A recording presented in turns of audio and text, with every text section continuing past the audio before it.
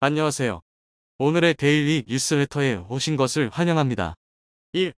헬파이어보다 3배 더 강력한 로켓. 2. 한국의 스텔스 비행 암살자. 3. 두려움이 북한을 뒤덮고 있다. 한번 진실을 알아봅시다. 얼마 전 미국 바이든 대통령이 기자회견을 통해 테러의 주범이자 오사마 빈 라덴에 이어 알카에다를 이끌던 알자와히리를 제거했다고 밝혔는데요. 여전히 미국은 테러와의 전쟁에서 물러날 생각이었고 미국의 적은 끝까지 추격할 것이라 엄포했습니다. 이번 알자와히리 제거 작전에 미군의 최신형 무인기가 동원됐다고 밝혔는데요. 미군의 무인기에서 닌자 미사일이라는 별명으로 불리는 헬파이어 R9X 미사일이 발코니에 나와 있던 알자와히리를 정확히 노리고 발사됐다고 합니다. 미국의 헬파이어 미사일은 공격 헬기어 무인기의 주무장으로 사용되며 최강의 대전차 미사일 자리를 지켜왔습니다. 최근 국방과학연구소에서 한국형 헬파이어 미사일을 공개했는데요. 그런데 2차 세대 전술 유도 미사일의 공개된 스펙이 무려 헬파이어 미사일의 3배에 달한다고 하는데요. 이 무시무시한 성능의 한국형 헬파이어 미사일이 한국산 스텔스 무인기에 장착될 예정이라고 밝혀져 한국의 드론 전력을 우습게 보던 중국에 큰 충격을 주고 있다고 합니다. 헬파이어 미사일 공습은 부가적인 피해를 줄이면서 목표물을 효과적으로 타격할 수 있어 미군에서 오랫동안 애용해왔는데요. 기존 헬기에 주로 탑재되어 운용되었던 헬파이어 미사일이었지만 무인기의 본격적인 운용으로 전성기를 맞이하게 됩니다. 헬기와 달리 소음을 내지 않는 무인기에서 발사되어 높은 고도에서 내리꽂는 헬파이어 미사일은 하늘에서 내려온 죽음의 천사와도 같았죠. 여기에 헬파이어 미사일의 개량형인 헬파이어 R9X가 등장하며 개인 목표물을 대상으로 더욱 치명적인 무기로 재탄생했습니다.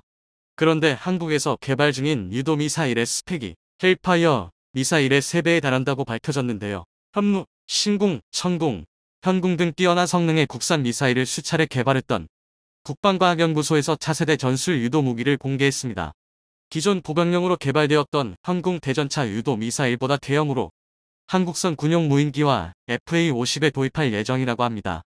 최대 사거리 30km의 최대 운용고도 15km로 사거리 10km, 운용고도 5km 정도인 헬파이어 미사일의 3배에 달하는 성능에 최대 9G의 중력 가속도에서 발사하는 게 가능하다고 하는데요. 이는 무인기나 FA-52 속도를 줄이지 않은 채로 목표물을 향해 발사하는 게 가능하다는 걸 의미합니다.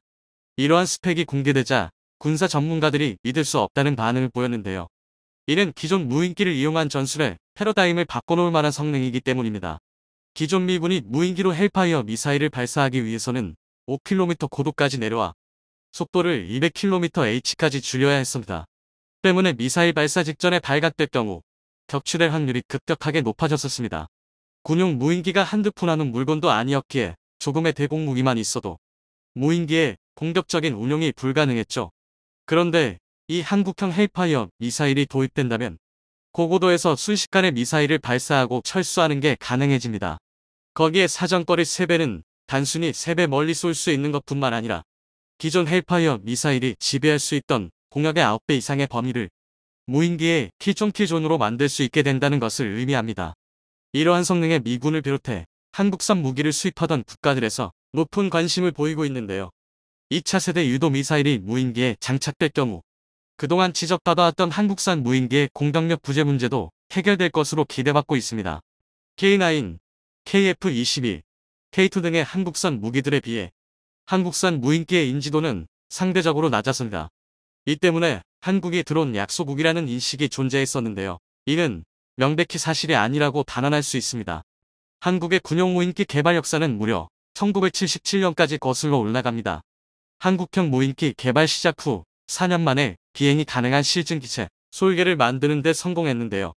하지만 1984년 국산 무기 개발에 투입되던 예산과 인력이 축소되며 한국형 무인기 개발은 갑작스럽게 중단되고 말았습니다.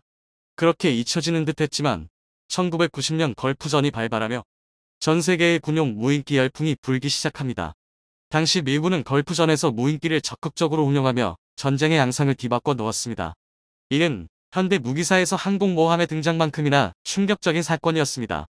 한국 역시 이에 자극받아 1990년부터 무인기 개발에 착수하고 겨우 1년 뒤인 1991년 세계 10번째 무인 정찰기 RQ-100이 송골매를 선보았습니다. 현재 군단급 정찰기로 운용 중인 송골매를 시작으로 본격적인 한국형 군용 무인기 개발이 진행 중에 있는데요. 2023년 실전 배치를 목표로 개발 중이던 다목적 중고도 무인기 쿠스 FS의 개발이 완료되어 양산에 들어갔다고 합니다. 최고 속도 360km, 최대 고도 13km, 운용 반경은 500km에 달해 사실상 한반도 전역을 작전 범위로 두고 있는데요.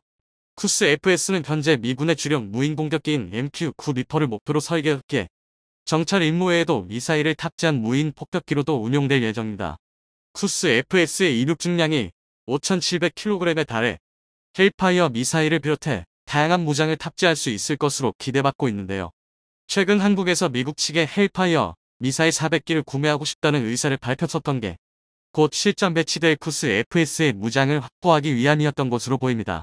KF-21의 시험비행 이전 공개된 공군 홍보 영상에서 컴퓨터 그래픽으로 만들어진 스텔스 무인 전투기 가오리-X가 KF-21의 호위기로 등장했었는데요. 미국의 차세대 스텔스 무인기들과 유사한 형상을 지닌 가오리-X는 KF-21에 앞서 전장에 투입돼 정찰과 대공 무기를 파괴하는 역할을 수행할 예정입니다. 가오리-X는 2030년에 KF-21과 함께 전력화가 계획되어 있는데요. 단 한 대의 KF-21로 비행편대를 구성하는 게 가능해질 것으로 보입니다. 이처럼 군용 무인기 하면 생각나는 형태의 무인기 외에도 다양한 방식의 군용 무인기가 개발 중에 있는데요. 그중 독특한 군용 무인기 개념이 바로 자익스 드론과 군집 드론입니다. 잘 알려져 있지 않지만 한국군은 오래전부터 자익스 드론을 운용해왔는데요. 이스라엘의 IAI 하피 자익스 드론 약 120여 대를 운용하고 있습니다. 상공을 배회하다가 적의 레이더 신호를 탐지하면 목표물을 향해 내리꽂아 공격하는 방식으로 실전에 여러 번 투입되어 수많은 미사일 포대와 대공 레이더를 파괴했었습니다. 군집 드론은 소형 드론 수백 대가 인공지능의 통제를 받으며 작전을 수행하는 차세대 드론 체계로 미국과 중국을 비롯한 각국에서 개발 중에 있어 향후 10년 내로 실전 배치될 예정입니다.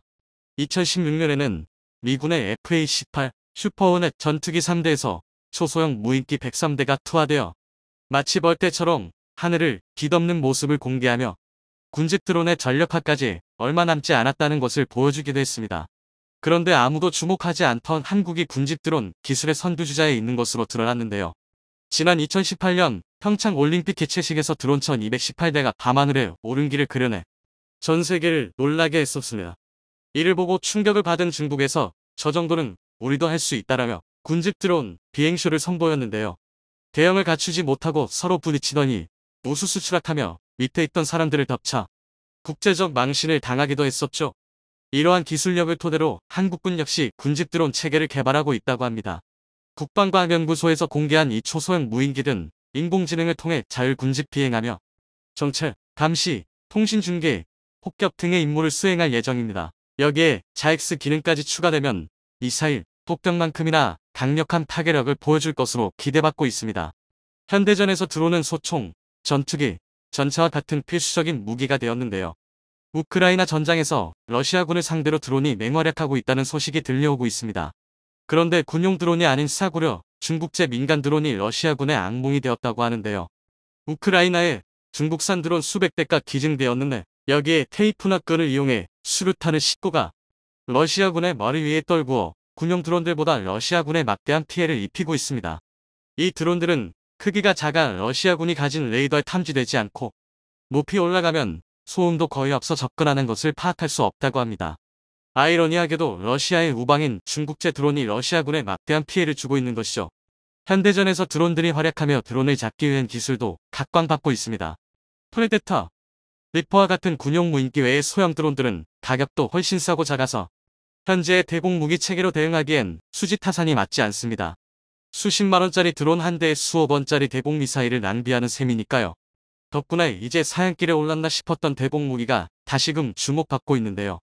일반 대공 무기들보다 짧은 사거리로 외면받았던 대공 장갑차가 대대 드론 전 종결 병기가 된 것입니다. 사정거리가 짧다고 하지만 소형 드론의 공격 범위보단 넓고 드론을 잡는 데에는 기관포 몇 발이면 충분하게 대공 장갑차 단 한 대로 수백 대의 드론을 처리하는 게 가능합니다. 하지만 드론의 등장 전 대공 장갑차는 현대전에 쓸모가 없다고 판단한 각국에서는 개발을 중단하거나 퇴역 수순에 들어갔었는데요. 한국은 북한의 구형 공격기를 이용한 저공 침투를 막기 위해 K-30BO를 지속적으로 운용하며 개량을 거듭해왔습니다. K-30의 개량형인 BOE에는 실행형 공중폭발탄을 사용하는 40mm 기관포와 지대공, 대전차 미사일이 탑재되고 위상 배열 레이더와 전자 광학 추적 장치가 탑재되어 사실상 현존하는 세계 최강의 저고도 방공 시스템이라고 할 수 있습니다. 한국군은 오래전부터 드론이 미래의 전장을 지배할 것으로 보고 준비를 해왔습니다. 그리고 드디어 공개된 차세대 공대지 미사일과 국산 스텔스 무인기가 만나 대한민국의 적을 공포에 떨게 할 드론 전력이 완성되어 가고 있습니다. 더 이상 우리의 적이 안심하고 쉴 수 있는 곳은 없게 될 것입니다. 몇 년 전 중국은 탐지거리가 무려 3,000km에 달하는 초지평선 레이더를 배치한 적이 있습니다. 텐보라는 이름이 붙은 이 레이더는 서울과 도쿄 방향을 겨냥해 배치되었고 이것이 두 번째 배치인데요. 이미 후베이, 허난, 안후이 세 개 성의 교차 지점에 설치해 놓은 첫 번째 레이더가 남중국해와 오키나와를 감시하고 있죠. 이 둘을 동시에 운용할 경우 중국은 한국, 일본의 전국토를 넘어 서태평양 전역까지도 모두 뒤덮는 시야를 갖추게 되나 한국이 사드를 배치한 일로 중국이 길길이 날뛰면서 보복까지 했던 것을 떠올리면 내로남불 그 자체가 도무지 이해가 가지 않는 일입니다. 중국판 사드 레이더가 배치됐다고 언론에 대서특필됐던 이 사건은 의외로 별 파장을 일으키지는 않았는데요.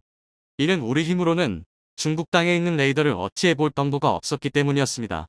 당시에는 중국처럼 외교 정치적인 보복을 할 만한 힘이 없었을 뿐더러 유사시에 직접 레이더를 타격할 능력도 갖추고 있지 못해서 한국은 그저 군을 삭힐 수밖에 없었습니다. 그런데 이때 맺힌 한을 풀 수 있는 힘을 조만간 한국이 얻을 수도 있다는데요. 무슨 방법인 것인지 한번 자세히 알아보겠습니다. 최근 우크라이나의 파죽지세가 예사롭지 않습니다. 어느새 러시아에 점령당했던 전선 북부의 땅을 대부분 수복하고 동부를 공략 중이죠. 얼마 전에는 전선 동부의 주요 거점인 도네츠크 공항까지 탈환했다는 소식도 들려왔는데요. 이 기세라면 젤렌스키 대통령이 공언했던 대로 남부와 크림반도까지 러시아에 빼앗겼던 영토를 전부 되찾고 승전할 가능성도 엿볼 수 있을 것 같습니다. 우크라이나의 이번 공세는 미군과 긴밀히 협력하여 몇 달 전부터 세운 계획이라고 하는데요. 미군은 익히 알려진 하이마즈를 통한 정밀 타격에 더해 숨겨진 또 다른 게임 체인저로 우크라이나를 도왔습니다. 덕분에 러시아는 전장의 제공권을 완전히 잃어버렸고 우크라이나군에 노획될 만한 물자조차 제대로 처리하지 못한 채 헐레벌떡 도망만 치기에 바쁜 상황인데요. 이 빛나는 활약의 주인공은 바로 대레이더 미사일 AGM-88함입니다.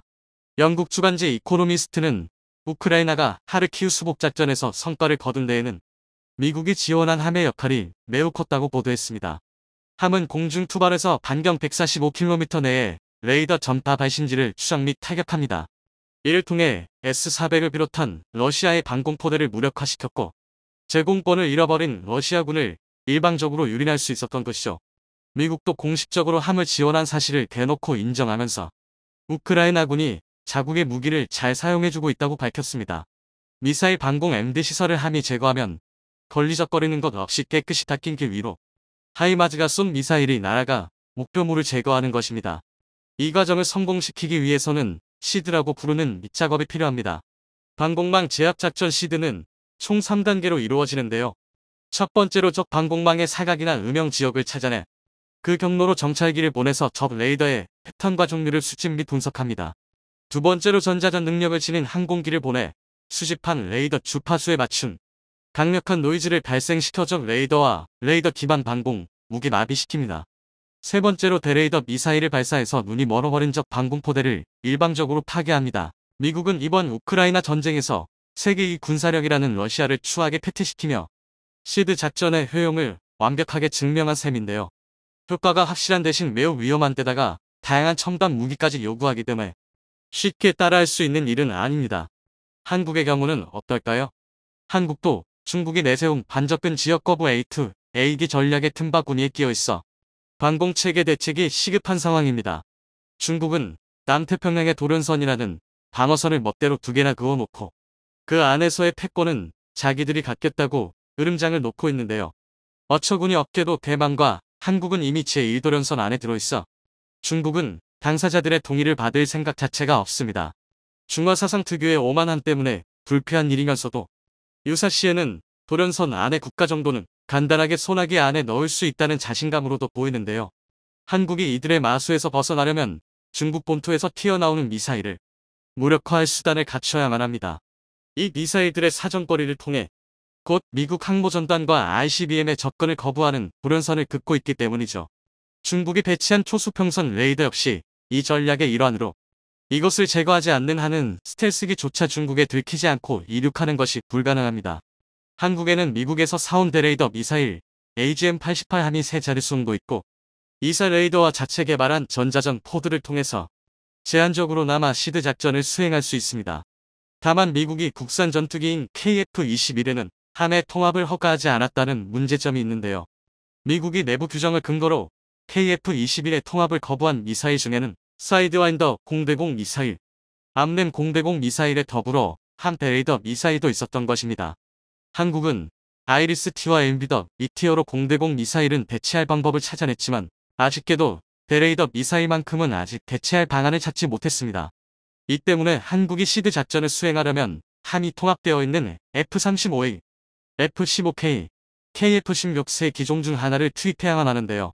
시드 작전은 제 발로 적의 방공망 안으로 침투해야 하는 극도로 위험한 작전인데 F-35A는 현재 공군 최대의 전력인 만큼 실패할 경우 손실이 너무 크고 F-15K와 KF-16은 어디까지나 스텔스 성능이 없는 4세대기에 불과해서 파일럿의 목숨이 위험합니다. 반면 KF-21은 스텔스를 포함한 출중한 성능을 갖추고 있는데도 시드 작전에서는 F-15K나 KF-16이 위험을 무릅쓰고 방공망을 다 제압하는 사전 작업을 마쳐 놓은 뒤에 진입할 수밖에 없습니다. 기존 전투기는 너무 큰 리스크를 짊어져야 하고 기껏 새롭게 만든 KF-21은 그 잠재력을 다 발휘하지 못하는 진퇴양난의 상황. 이에 한국은 미국 무기에 의존하지 않고 KF-21에 시드 작전 수행 능력을 부여하기 위해 유일한 선택지를 고르게 됩니다. 시드 작전 능력의 국산화죠. 하지만 무기 국산화는 세계가 인정하는 한국의 특기. 한국은 망설이지 않고 개발에 돌입합니다. 그곳 단추는 바로 KF-21의 전자전기였는데요. 이미 원천 기술을 전부 확보하고 있어 가장 먼저 만나볼 수 있을 KF-21의 파생형으로 꼽히는 것이 바로 전자전기였죠. 적 레이더 정보 수집 후 직접 진입해 레이더의 제밍을 거는 역할은 전자전기나 이사 레이더를 탑재한 항공기로 수행할 수 있는데요. 이사의 경우는 어디까지나 그런 활용도 가능하다는 것뿐이지 원래대로의 운용 목적과는 다르기 때문에 출력 등의 문제로 인해 전자전기를 활용할 때에 비해서는 효율이 떨어질 수밖에 없습니다. 한국이 기존의 제한적인 시드 작전에 동원하려 했던 제밍 기체는 개량을 통해 이사 레이더를 탑재하게 된 KF-16V였고 이를 국산 이사와 전자전 포드를 탑재한 KF-21 전자전기로 대체하려는 것입니다. 그 후에 비로소 함을 대체하는 한국 형태 레이더 미사일의 사용 조건이 갖춰집니다. 레드는 2020년에 이미 KF-21로 운용하는 대레이더 미사일 개발에 대한 개념 연구를 공개했는데요. 대레이더 미사일과 부속 시스템을 동시에 개발하여 결과적으로는 한국의 시드 능력을 미국 공군 수준으로 도약시키는 것을 목표로 하고 있습니다. 레드가 공개한 국산 대레이더 미사일의 능력 요구 목록을 보면 블럭 1, 블럭 2로 나누어 개발하면서 블럭 1에서 함 이상의 성능을, 블럭 2에서 미국의 차세대 대레이더 미사일 아움과 동급의 성능을 획득하는 것을 목표로 하고 있음을 알 수 있습니다. 또한 광대역 RF 표적 식별 및 수동 방학 이중 모드 시기 개발, 위치 기반 GPS, INS 항법 기능 추가, 타겟팅 포드 개발, 자체 연동 임무계획 시스템 개발, 조종사 인터페이스 및 표적 식별, 장치와의 통합 등 핵심 제반 시스템의 개발을 동시에 진행하겠다는 큰 그림을 그리고 있죠. 그리고 이와 함께 공개한 것이 국산 대레이더 미사일 암의 형상입니다. 미군이 개발 중인 아움과 흡사한 형상을 하고 있는데 목표 성능이 비슷하기 때문으로 보입니다. 아움은 함 대비 사정거리 더 늘어나고 더 빨라질 예정으로 250km 내의 표적을 마하 2.5 이상의 속도로 타격하게 된다고 하죠. 그뿐만 아니라 미사일 자체에도 제밍에 저항하는 성능을 부여하기 위해 전자기파 기반 시커가 적의 제밍에 모두 무력화되더라도 웰리파 레이더를 이용해서 목표를 끝까지 쫓는다고 합니다. 국산 대레이더 미사일 아미 아움과 비슷한 형상을 하고 있는 것은 이들 성능까지 모두 따라잡겠다는 뜻으로 보입니다. 이 계획이 성공적으로 진행된다면 한국은 드디어 중국이 과거 초수평선 레이더를 배치하며 내로남불식으로 나왔던 일에 서력을 할 수 있게 됩니다. 미국이 우크라이나를 도와 러시아한테 그랬던 것처럼 유사시엔 한국도 중국의 장거리 레이더를 무용지물로 만들어 눈을 찌를 수 있는 힘이 생기는 것이죠. 그 전까지는 대놓고 레이더를 배치해 남의 국토를 엿보던 중국도 이젠 대레이더 미사일의 방공망을 뚫리고 그 틈으로 쏟아져 들어오는 수백 발의 현무 미사일에 온 국포가 벌집이 될 각오를 해야 할 겁니다. 중국은 한때 한국의 사드 배치를 빌미로 외교적인 압박을 가했지만 한국은 이제 진짜 보복이 어떤 것인지 알려줄 수도 있게 되었습니다. 그리고 한국이 이렇게 중국의 A2, AD를 무너뜨려주면 서방의 군대가 중국 본토에 상륙하는 것은 시간 문제가 되죠. 그래서 한국군의 시드 능력 확보는 전투력 제고나 자주 국방의 측면 외에도 중국에 직접적인 군사적 견제를 가할 수 있다는 의의가 있습니다. 주변 강대국의 위협에도 굴하지 않고 스스로의 힘으로 주권을 지켜나는 대한민국. 이런 잠재력이 있는 한은 오만한 중국이 감히 한국을 넘보는 일은 일어나지 않을 것입니다. 이곳에서는 중국의 신형 무기가 산더미처럼 쏟아져 나왔는데요. 그런데 이상하게도 그 한가운데에 한국의 명품 장갑차 레드백의 모습이 발견됐다고 하는데요. 특유의 형상과 심지어는 한국 방산의 트레이드 마크인 고무 궤도까지 똑같았죠. 하지만 당연히 한국이 천년의 적중국의 방산 전시회에다가 무기를 보여줬을 리가 없습니다. 이쯤 되면 예상하셨겠지만 보나마나 중국이 늘 그래왔던 것처럼 남의 나라 무기를 베낀 것이 분명한데요. 그 장갑차에는 그런 것 치고도 특기할 만한 점이 있었습니다. 그게 무엇이었는지 한번 자세히 알아보겠습니다. 최근 들어 중국의 국방력 투자가 심상치가 않습니다. 육해공을 가리지 않고 무시무시한 속도로 전력 확충과 개발에 나선 상태인데요. 한 곳의 조선소에서 5-6대의 구축함을 동시에 건조하는 짓은 근 몇 년 사이에 하도 자주 나온 소식이라 이제는 예사실같이 느껴질 정도입니다. 최근에는 영국의 싱크탱크가 중국의 항공전 기술이 이미 동부권의 맹주였던 러시아를 한참 넘어섰다는 분석을 내놓아 충격을 주기도 했습니다. 그리고 육군 무기도 예외는 아니었죠. 중국이 최근 2022 주하이 에어쇼에서 선보인 새로운 신형 장갑차가 괴물 같은 스펙을 갖고 있었던 것입니다. 그런데 이 장갑차의 놀라운 점은 스펙뿐만이 아니었습니다. 외형을 살펴보면 여러 부분에서 이상할 정도로 한국의 레드백과 닮은 점이 많았기 때문에 등장 직후 구설수에 오르내렸죠. 중국이 다른 나라의 기술을 베끼는 것이야 하루 이틀 있던 일이 아니지만 한국 입장에서는 중국이 도대체 언제 어떻게 레드백의 기술을 베껴간 것인지 쥐잡듯이 찾아야만 했습니다. 그리고 그 방법이 무엇이었는지에 대한 심증을 잡을 수 있었던 충격적인 사건이 밝혀졌습니다. 널리 알려져 있다시피 AS-21 레드백은 한화가 호주 수출에 대비한 사양으로 국산 보병전 투착 K-21의 개수를 가해 만들어낸 모델입니다. 그런데 이 K-21이 중국 손에 넘어가 해체되었을지도 모른다는 정황이 나왔습니다. 지난 2010년 한국은 사우디아라비아에서 K-21의 전시를 한 적이 있었습니다. 문제는 이를 배에 싣고 한국으로 돌아오는 과정에 발생했죠. 사우디에서 출발한 지 한 달이 조금 넘어 홍콩을 경유하던 시점에 K-21이 세관 검사 중 일방적으로 압류를 당한 것입니다. 압류 기간은 무려 51일에 달했고 이 정도 시간이면 장갑차 하나쯤 다 해체해서 도면을 작성하기에는 충분한 시간이었습니다. 중국은 기분 나쁘게도 사실 한국이 K-21을 개발하는 모든 과정을 지켜보고 있었습니다. 그런데 그게 한국의 기술을 고평가해서는 아니었죠. 원래 중국은 전차 개발 기술 분야에서 독일과 협력을 하고 싶어 했습니다. 독일의 지상전 무기체계가 미국의 그것 이상이라고 중국은 판단하고 있었고 독일과 협력할 수 있다면 전차를 시작으로 장갑차나 다른 무기 기술 역시 배울 수 있을 것이라고 여기고 있었습니다. 하지만 당시 독일은 전차 기술 수출 규정을 내세워 중국의 요청을 거절했습니다. 이에 중국은 독일 기술을 한 줌이라도 받아쓴 적이 있는 다른 나라에 눈을 돌리기 시작합니다. 그리고 그들의 눈에 띈 것이 한국의 K 전차였죠. 당시 K1에는 독일제 1200마력짜리 순행식 사행정 디젤 엔진인 M2U MP871 K501이 탑재되어 있었으나 이를 보고 중국은 한국의 전차 및 장갑차 제조 기술에 독일식 메커니즘이 녹아들어 있을 것이라고 판단했던 것입니다. 이때부터 한국의 기갑 차량 개발을 눈여겨보던 중국은 홍콩 파이청 항구에 K-21 완제품이 통째로 들어왔다는 보고를 놓칠 수가 없었습니다. K-21을 생산한 두산 DST는 허가에 필요한 모든 서류를 제출했는데도 이례적으로 홍콩 해관으로부터 추가 서류를 요구받았습니다. 이 추가 서류들을 전부 제출하고도 출항 허가는 나오지 않았고 제출된 서류의 확인에만 거의 2개월에 달하는 시간이 소요되었죠. 이때 압류되었던 K-21은 압류기간 51일 동안 군에 재조립되며 내부의 기술을 유출당했을 것으로 보입니다. 무기를 실은 선박이 홍콩을 강요하는 것 자체는 그렇게까지 이상한 일은 아니었습니다. 두산 DST 관계자는 방산업체들은 매년 평균 4, 5회 정도 해외 전시회 참석을 위해 방산 장비를 홍콩을 경유해 부산항으로 입출항하고 있는데 이런 경우는 처음 발생했다고 밝혔죠. 중국이 명백하게 K-21을 노리고 한국을 가로막았다는 증거인 것입니다.